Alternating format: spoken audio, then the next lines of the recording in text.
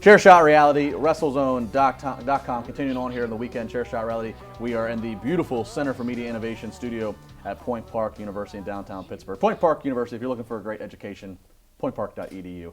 At Justin Lambar, at Juicy Steen.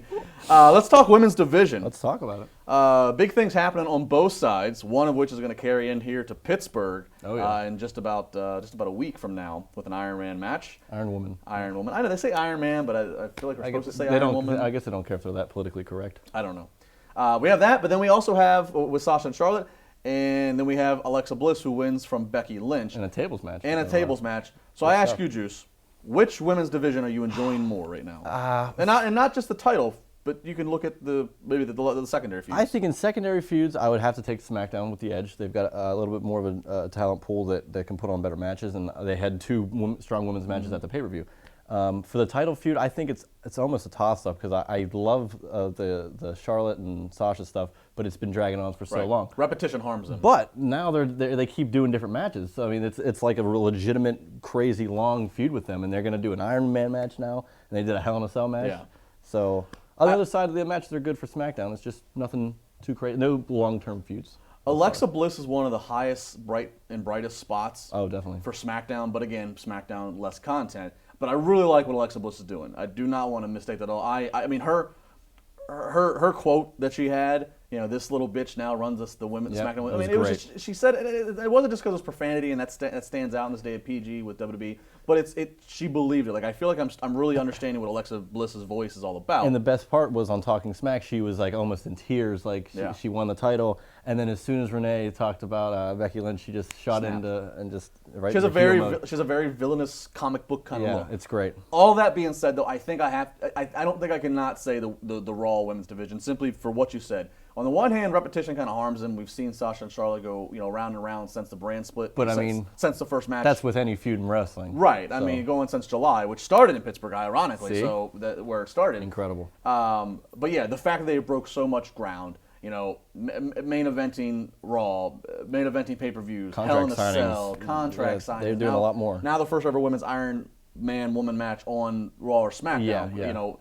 And I saw Sasha and Bayley live at NXT in October a couple years ago, and they did a 30-man Iron Woman match. And that was a fantastic match. Fantastic. Great. This is going to be on the bigger stage, and for me, it's coming right after we just saw the best of Charlotte. That segment with Charlotte and her father calling him an SOB, slapping him, and then the intensity of the assault that she gave to Sasha Banks. That was the best. When they signed off the air, I was balls, and I was hooked, line, and sinker. Like, man, I despise that woman. And that's exactly how it's supposed to be. And another crazy thing is, remember Bragging Rights 2009? There was an Iron Man match with Cena and Orton. We're getting another one with women this time. I wasn't here for that one. I think it's going to be a very interesting match, and I think. They keep saying, "Oh, we'll be looking at these two for years to come." As like this great feud that happened, and like you kind of think, "Oh, well, they're just saying that for the effect." But you look back, and they've really been breaking ground. So there's a lot of crazy things happening with them, and I'm excited. So I would say Raw's got a little bit of an edge. Both the ladies on both shows certainly thriving, but in terms of SmackDown, there's certainly issues and conversation to be had about the depth on SmackDown. And for that, to close out the segment, we turn to our colleague down in Florida, Josh Eisenberg. If you watched SmackDown this past week, if you watched SmackDown Live this past week on the USA Network, you might have questioned a lot of the booking decisions. From a Hype Bros and Ascension match with Zack Ryder and Mojo Rawley picking up the win, even towards the American Alpha match with Breezango, you wonder what's going on SmackDown Live, especially whenever SmackDown Live showcases James Ellsworth as their #1 guy in the company. Well, there's a problem. There's going to be a problem on SmackDown Live, and that's depth. Whenever you have The Miz versus Dean Ambrose as your main event, AJ Styles taking a day off, and much neededly so after what he did at TLC, that amazing 450 splash through a table I'm still thinking about. It could be one of my favorite AJ Styles moments ever in WWE. But you have to look at the depth, and you have to realize there's no real competition for The Miz as Intercontinental Champion. There's no real competition for AJ Styles as the World Champion. So what do you do? Who do you book? Well, Baron Corbin picked up a win against Kalisto. So you could think maybe Baron Corbin's the next guy for that. But I don't know if Baron Corbin's ready to be in a main event level, especially when you want AJ Styles to be your guy, the heel as the WWE World Champion. So at the end of the day, you think about this. Who's next? Who can WWE realistically bring to SmackDown? And I gotta say, Sami Zayn, Cesaro, those are two faces that I could legitimately see being brought over to SmackDown.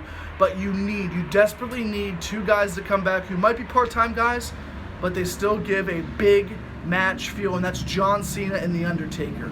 Two former champions that SmackDown could desperately use whenever you're going into January and when you're going into WrestleMania season. Depth is a big issue, but you have to realize that SmackDown has the talent, but they need more of it. You thought Raw had problems with 3 hours filling it, but now you have Kevin Owens and Chris Jericho doing a great job.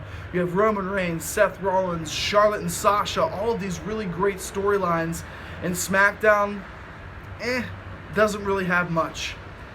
You don't need just those two guys, you need more. And who else do you need? You need the Revival. You need real, legitimate tag teams, and you don't need Heath Slater and Rhino every single week. Maybe they did make a mistake not putting the Cruiserweight division on SmackDown because they could really need it right now with characters like Rich Swann, Cedric Alexander, the Brian Kendrick, and TJ Perkins. But at the end of the day, we know what's going to happen. WrestleMania season's going to come. You're going to see AJ Styles finally get some really good feud, hopefully a feud with the Dead Man in January. I don't know why I want to see that, but I definitely want to see that.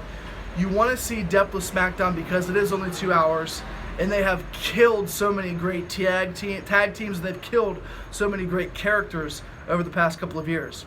I'm hoping that SmackDown Live transitions into something that's once was must-see when the brand split happened, but now it's just back to my DVR, and I don't want to see that.